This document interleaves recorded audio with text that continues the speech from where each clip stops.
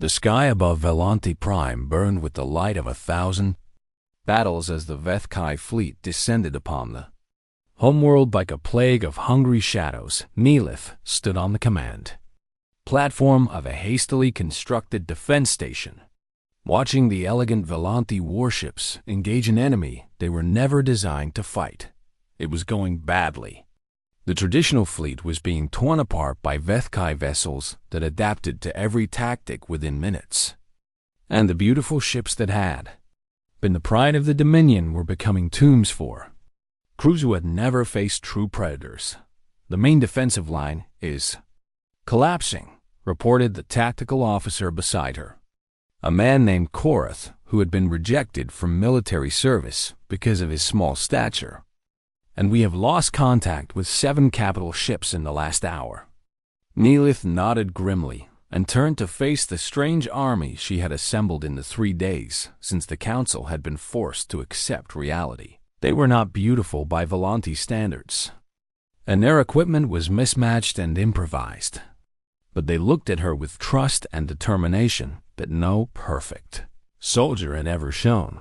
The regular forces cannot hold the orbital approaches, Neelith announced, which means we need to prepare for ground defense of the capital city.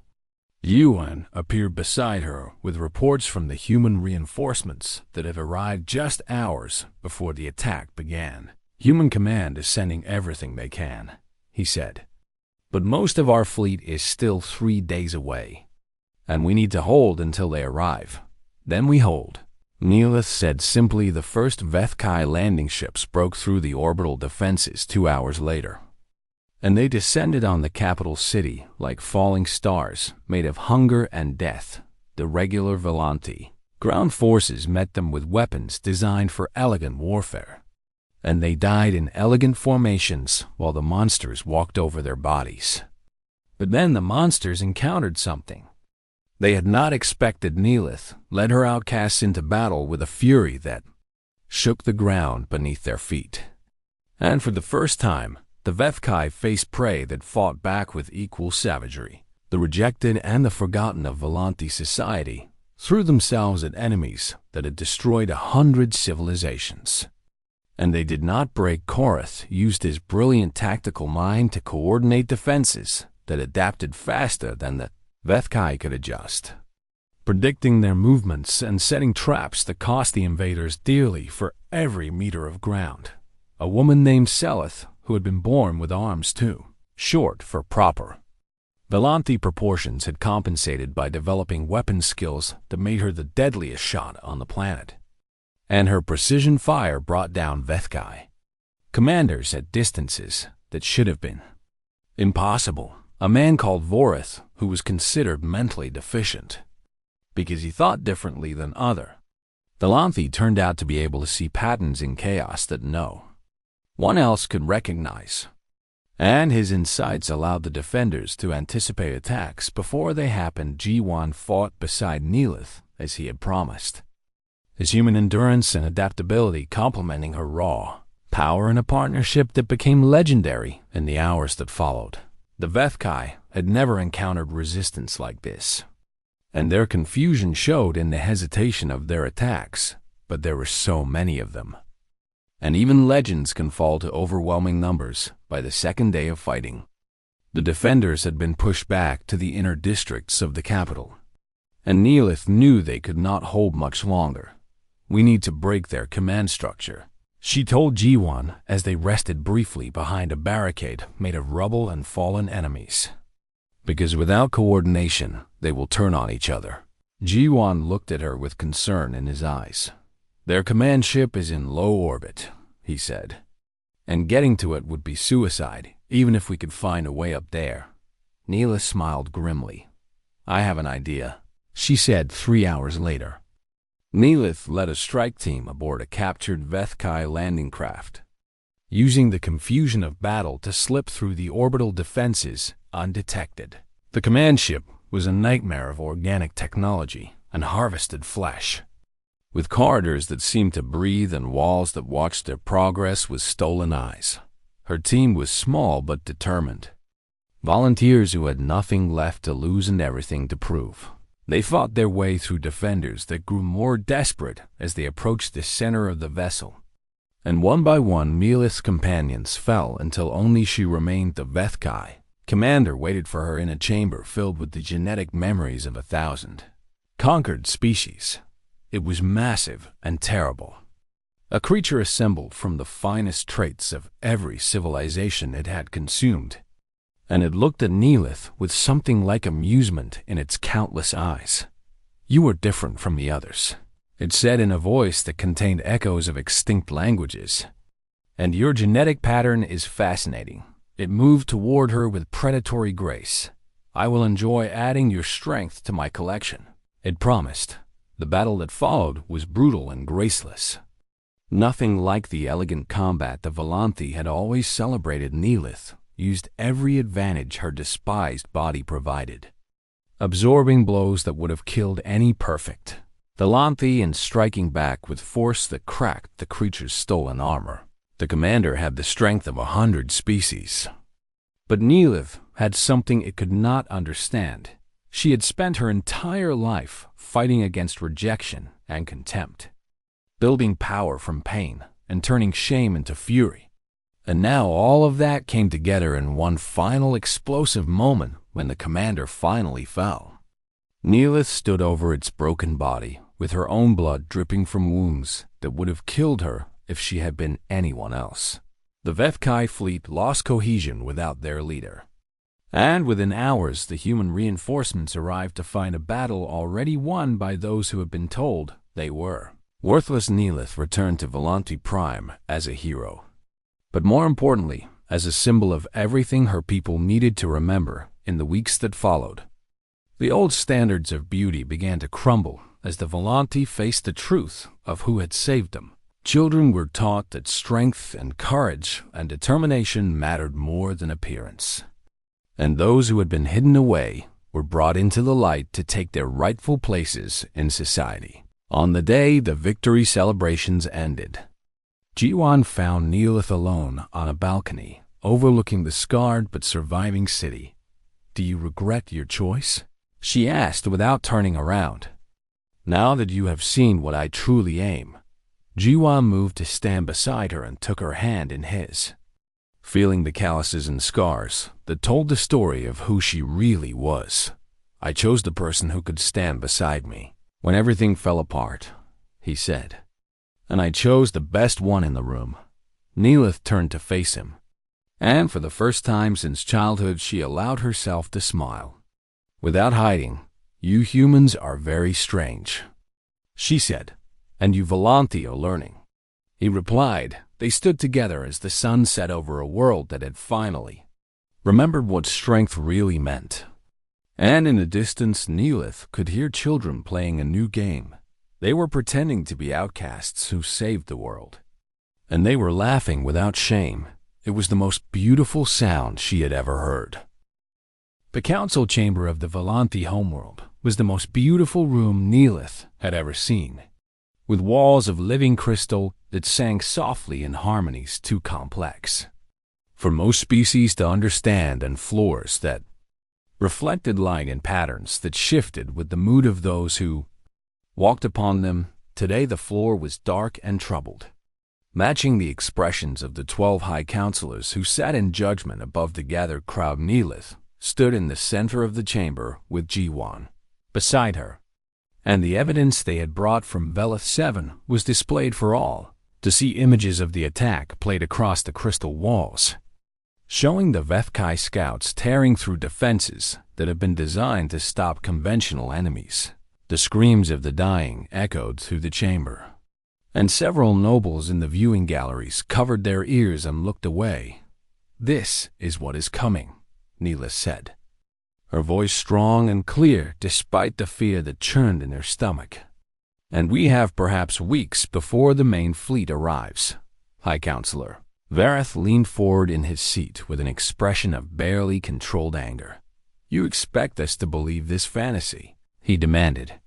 "Based on the word of a human spy and a daughter who has brought nothing but shame to her bloodline."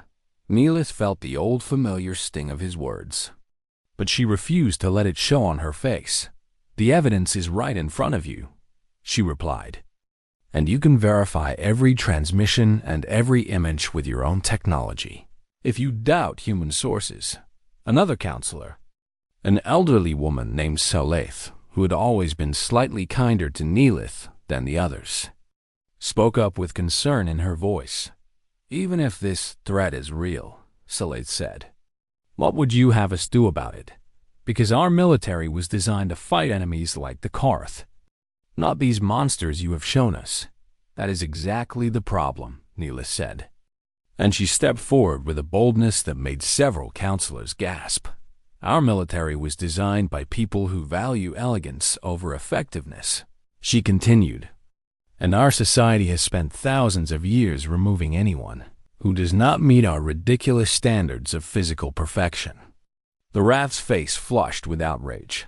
You dare to criticize the foundations of our civilization, he thundered. You who are living proof of genetic failure. I am living proof that your standards are wrong, Neelith shot back. Because I survived the attack on Velith 7 when your perfect soldiers died in moments. She spread her arms wide, displaying her heavy body without shame for the first time in her life. Everything you consider a flaw made me stronger, she declared. And everything you consider beautiful made your people weak. The chamber erupted in shocked and angry voices. But Neelith continued speaking over the noise. The Vethkai specifically target civilizations like ours, she said. Species that have bred out strength in favor of appearance. Because they know we cannot fight back. She pointed at the images still playing on the crystal walls. Your elegant weapons failed, she said. Your sophisticated tactics failed, and your beautiful soldiers failed. But I did not fail because I am everything you tried to eliminate from our species. Jiwoon stepped forward to stand beside her, and his calm human presence seemed to quiet some of the chaos. I have fought in wars across human space, he said. I have seen civilizations fall because they forgot that survival requires more than intelligence or beauty or technology. He looked at each counselor in turn. Humanity nearly destroyed itself with our conflicts, he continued. But we learned that every kind of strength has value, and that diversity is not weakness but survival. He gestured toward Neelith. This woman is the strongest warrior I have ever seen, he said simply. And your people threw her away because she did not look the way you wanted her to look. Counselor Saleth rose from her seat with a troubled expression. What exactly are you proposing? She asked. Neelith took a deep breath before answering. I am proposing that we find everyone like me, she said. Every Volanti who was hidden away or cast out because they did not meet the standards of perfection. And I am proposing that we give them a chance to save the civilization that rejected them. For a moment there was silence. And then Vireth laughed with cruel mockery. You want to build an army of defectives, he sneered. And you think that will stop the monsters in those images? I think it is our only chance. Neelith replied. The debate continued for hours, with counselors arguing and accusing and denying in equal measure. But something was shifting in the chamber that Neelith had not expected. Younger nobles in the galleries were watching her, with expressions of fascination rather than disgust. And some of them were whispering to each other with what looked like agreement. Then something remarkable happened. A young woman rose from the crowd and walked down to stand beside Neelith. And she was immediately recognizable as another defective by Volanti standards. Shorter than average, with asymmetrical features that marked her as genetically imperfect. I was told I was worthless my entire life, the young woman said. And I trained in secret just like she did, because I refused to accept that judgment. Another figure emerged from the crowd. A man with a twisted spine who moved with difficulty, but whose eyes burned with fierce intelligence. I am a tactical genius, he said. But I was forbidden from military service, because my appearance would offend the other officers. One by one they came forward, the hidden and the rejected and the forgotten. And soon Neelith was surrounded by dozens of Volanti who had spent their lives in shame for crimes they had not committed. "We are stronger than you know," Neelith said to the council, "and we are ready to fight for a civilization that never fought for us." Councilor Salaith looked at the growing crowd with something like wonder in her eyes. "Perhaps," she said slowly, "we have been wrong about many things." Before anyone could respond, an alarm began to sound throughout the chamber, and the crystal walls shifted to show a tactical display of Volanti. Space. The Vethkai fleet had been detected on long-range sensors, and it was larger than anything the evidence had suggested. They had run out of time for debate. The hidden intelligence room was buried deep within the flagship's lower decks, far from the elegant halls where nobles gathered to celebrate their victory over enemies they did not truly understand. Jiwan led Neelith through narrow corridors that grew darker and more industrial the further they traveled from the public areas of the ship. Human military intelligence has been monitoring something for the past 18 months, Jiwan explained as they walked, and what we have found should terrify every species in this region of space. Neelith followed close behind him, her heavy footsteps surprisingly quiet for someone of her size. "The Korath were not conquerors," Jiwan continued, "and their invasion of Volanti space was not an act of aggression." He stopped at a sealed door and pressed his palm against the identification panel. "It was an act of desperation," he said, "because they were running from something far worse." The door slid open to reveal a small room filled with human technology that looked primitive compared to Volanti designs, but was packed with equipment that served purposes Neelith could not guess. Several human intelligence officers looked up as they entered, and their expressions showed surprise at seeing a Volanti woman in their secret space. "This is Neelith," Jiwan said to his colleagues, "and she needs to see what we know." One of the officers, a woman with short gray hair and tired eyes, nodded and activated a holographic display in the center of the room. Images began to appear in the air above the projector, showing star charts and intercepted transmissions and photographs that made Neelith's blood run cold. "We call them the Vethkai," the gray-haired officer explained, "and they have been moving through this region of the galaxy for thousands of years, destroying everything in their path." The images showed ruined worlds and dead fleets and civilizations reduced to ash and memory. "They do not conquer," the officer continued, "and they do not negotiate or enslave or demand tribute like other hostile species." She zoomed in on one of the photographs, showing creatures that looked like nightmares. Given physical form, they harvest. She said simply. Neelith stared at the images with growing horror as the officer explained what human intelligence had pieced together from intercepted communications and the desperate warnings of species that no longer existed. The Vethkai fed on civilizations, not just for resources or territory, but for something far more disturbing.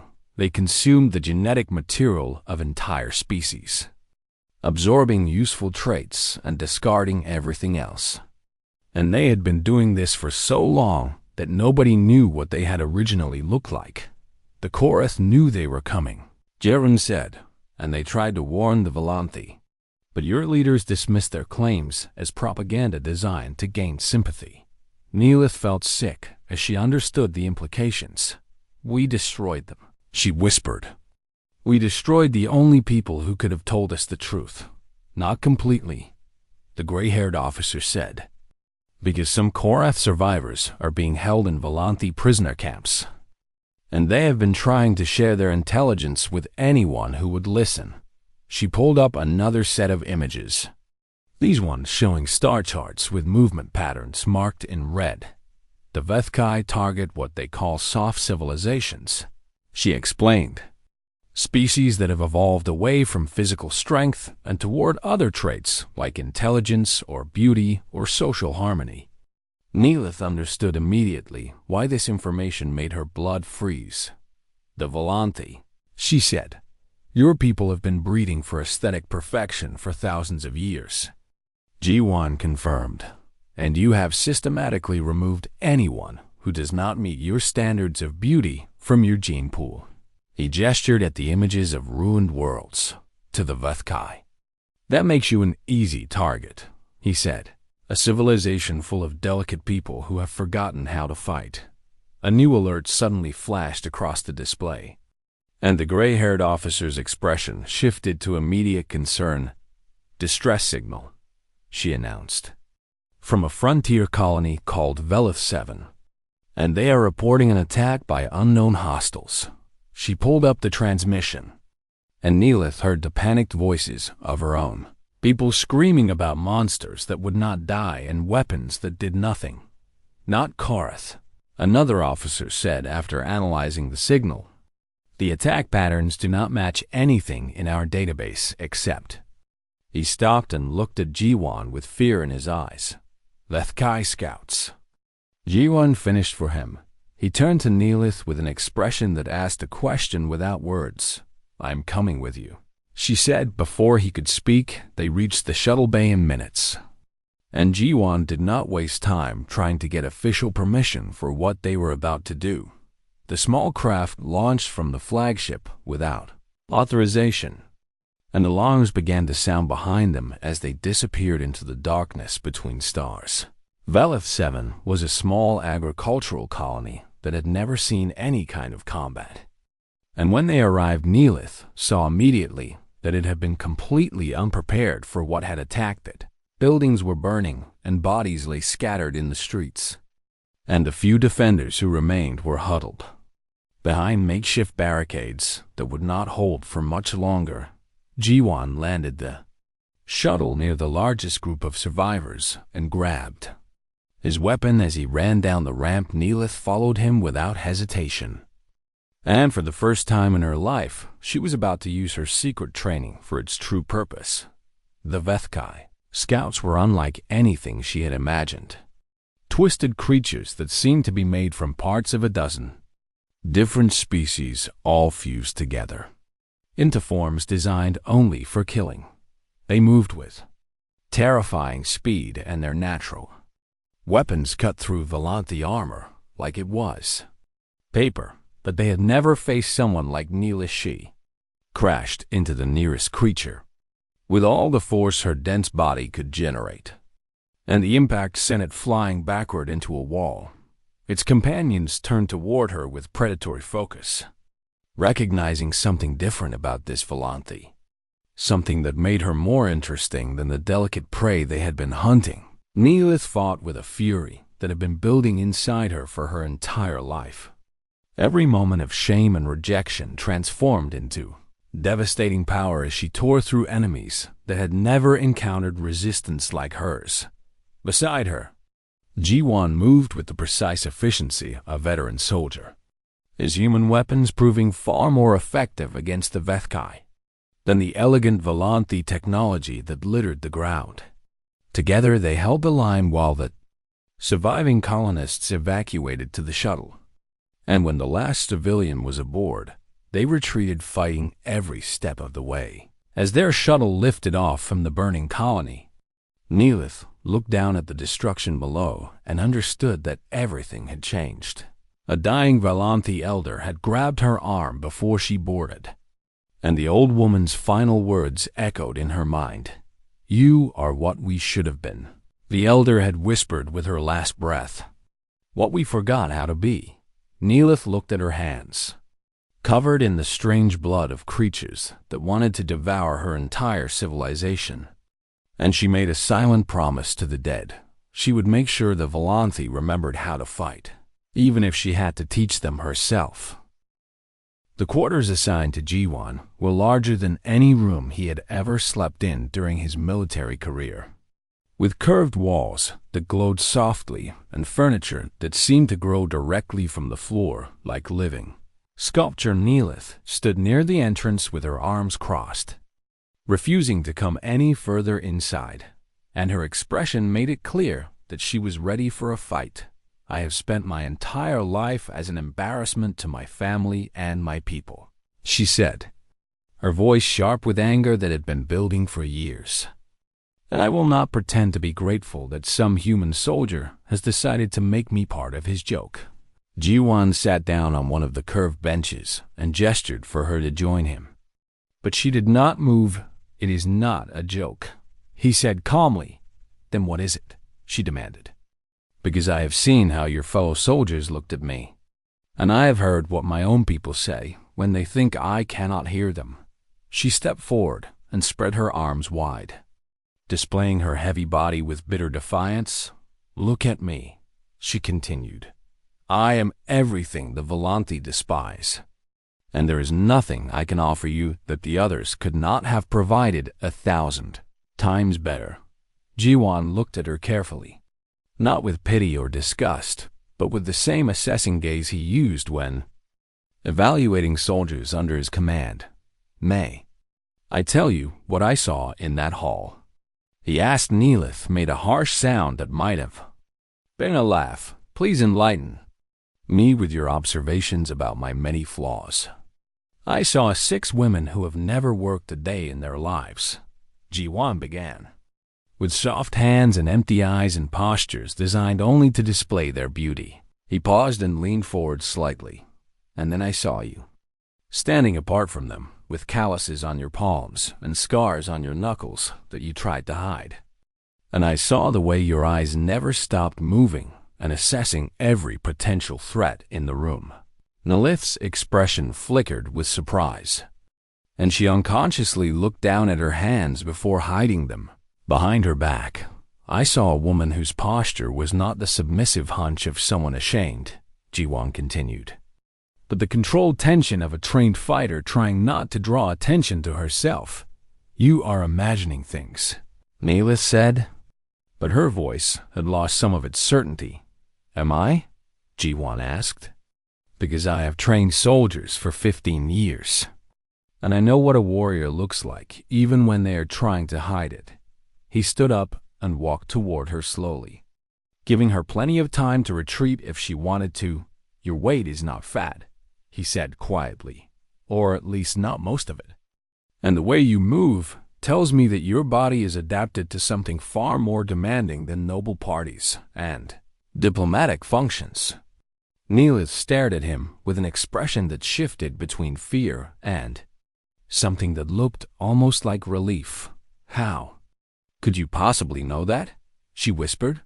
"Because I grew up on a farming colony on the edge of human space," Ji-won replied, "where my grandmother taught me that the flashest fruit is often hollow inside, and that true value is found in places where most people never think to look." He reached out and gently took her hand, turning it over to reveal the calluses and small scars that marked her palm. "These are not the hands of a pampered noble," he said. "So tell me what you really are." Neelith was silent for a long moment, and when she finally spoke, her voice was barely audible. "I was born wrong," she said, "with a metabolic condition that made my body store energy differently than other Volanthi. And I grew up as a source of shame for my entire family." She pulled her hand away but did not step back. "My father is a high counselor," she continued, "and having a daughter like me was a constant reminder that even the greatest bloodlines can produce failures. That does not explain the training." Ji-won said. Neelith's jaw tightened with old anger. "I was forbidden from military service because my appearance would bring disgrace to any unit I joined. But I refused to spend my life hiding in my family's estate and pretending I did not exist." She met his eyes directly for the first time. "I trained in secret with instructors who were paid to keep quiet, and I modified my body through years of high-gravity exercise until my bones became denser and my muscles became stronger than any normal Volanthi." She placed her hand on his chest and pushed gently, and Ji-won felt the surprising strength behind what appeared to be a casual gesture. "My weight is not weakness," she said with quiet pride.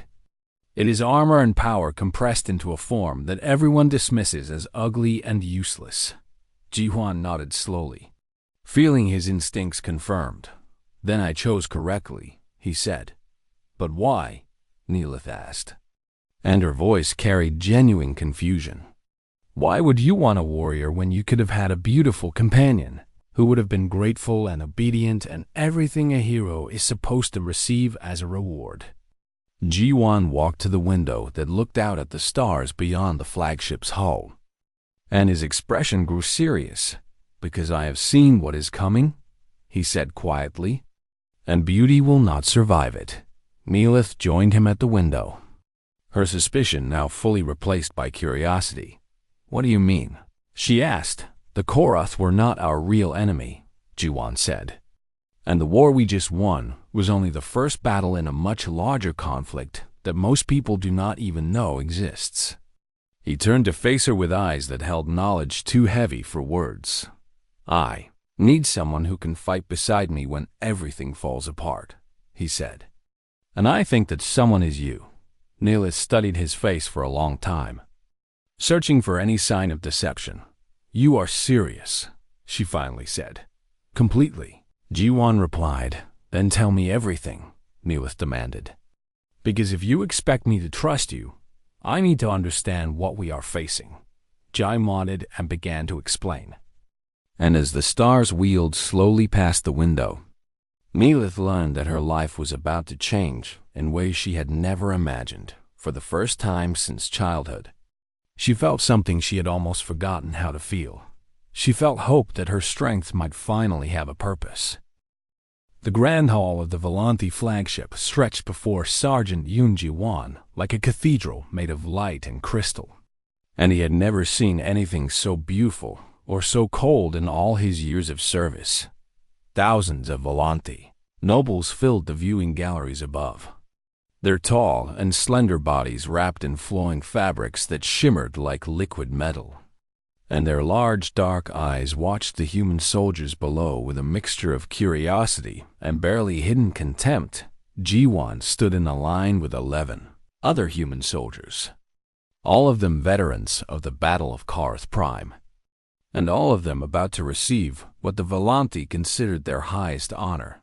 The war had lasted 3 brutal years, and humanity had paid a terrible price to stand beside the Volanthi Dominion against the Korath invasion.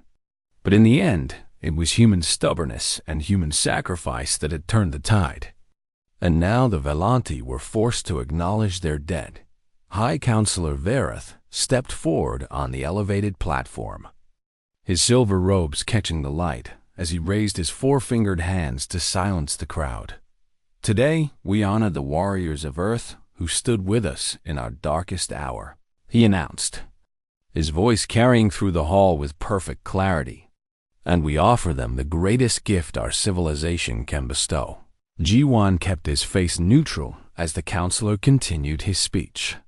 But inside he felt a growing unease that he could not quite explain. He had heard about this ceremony from the diplomatic briefings, and he knew what was coming.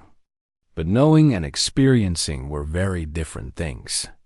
Each of these brave soldiers may choose a companion from among our noble daughters, Vareth declared. A partner who will serve as a bridge between our peoples and a symbol of our eternal gratitude. A door at the side of the hall opened, and a procession of Volanthi women entered in a single graceful line. They were stunning by any standard. Tall and willowy with skin that shifted through shades of blue and purple like the surface of a soap bubble. And their movements were so smooth and coordinated that they seemed to float rather than walk. The crowd above murmured in approval as the women arranged themselves on the platform. Each one a picture of perfection according to Volanthi standards. Ji-Wan watched as the first human soldier was called forward. A young corporal named Davis, who looked overwhelmed by the attention. Davis walked along the line of women, his face red with embarrassment, before finally pointing at one of them almost at random. The chosen woman smiled and took his arm, and the crowd applauded politely as they were led away together. One by one, the soldiers made their choices, and one by one, the most beautiful women were selected, leaving a smaller group each time. When Jihan's name was called, only 6 women remained on the platform. But it was not any of them that caught his attention. Standing apart from the others, almost hidden in the shadow of a pillar, was a seventh woman that he had not noticed before. She was different from the rest in ways that made the Belanthi nobles shift uncomfortably in their seats, where the others were thin and delicate. She was broad and heavy, and her skin was a dull grayish blue that did not shimmer or shift in the light. Her face was rounder than the elegant, angular features of her companions, and she stood with her shoulders hunched as if trying to make herself smaller and less visible. Jiwan walked slowly along the line of perfect women, and he could feel every eye in the hall watching his progress. The Belanthi were holding their breath, waiting to see which beauty he would select. But Jiwan was not looking at the women in front of him. He was looking at the one who had been pushed to the side, the one who clearly did not want to be there, the one who everyone expected to be passed over. As he studied her from the corner of his eye, he noticed things that the Belanthi seemed to have missed entirely. Her hands were not the soft and pampered hands of a noble daughter, but rough with calluses that spoke of hard work and training. Her eyes were not downcast in modest submission like the others, but were constantly moving and scanning the room with sharp intelligence. And her posture, while hunched, had an underlying tension to it that Jiwan recognized from years of military service. She was not trying to hide from embarrassment. She was trying to hide her true nature. Jiwan stopped walking and turned away from the line of perfect women, and a confused murmur rippled through the crowd as he approached the shadowed pillar. Instead, the heavy woman looked up at him with wide eyes, full of suspicion and fear, clearly expecting some kind of trick or cruel joke. "I choose her," Jiwan said clearly, pointing at the outcast. The silence that followed was absolute and deafening. High Counselor Varath's perfect composure cracked for just a moment, showing shock and something that might have been anger beneath his diplomatic mask.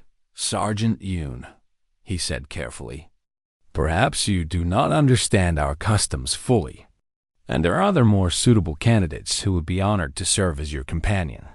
"I understand perfectly," Jiwan replied, keeping his voice calm and respectful. "And my choice is made."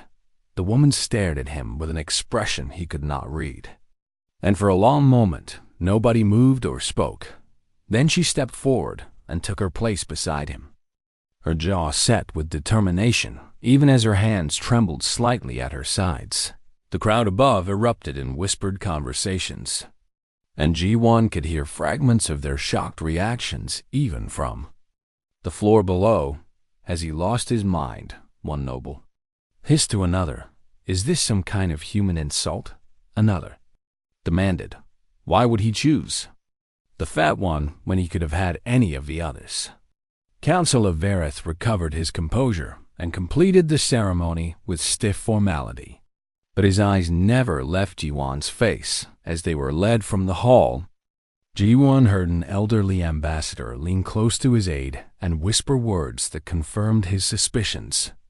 "Either the human is mocking us," the old Belanthi said, "or he knows something that we do not."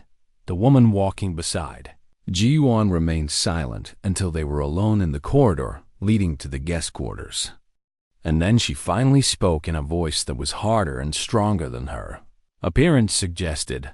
"Whatever game you are playing," she said, "I want no part in it, and I demand to know what you want from me." Jiwan looked at her and smiled for the first time since the ceremony began. "Your name," he said simply, "would be a good start." She studied him for a long moment, searching his face for any sign of deception or cruelty. "Neelith," she finally answered, "daughter of Counselor Varath. And I warn you that I am not the meek and grateful prize you might expect."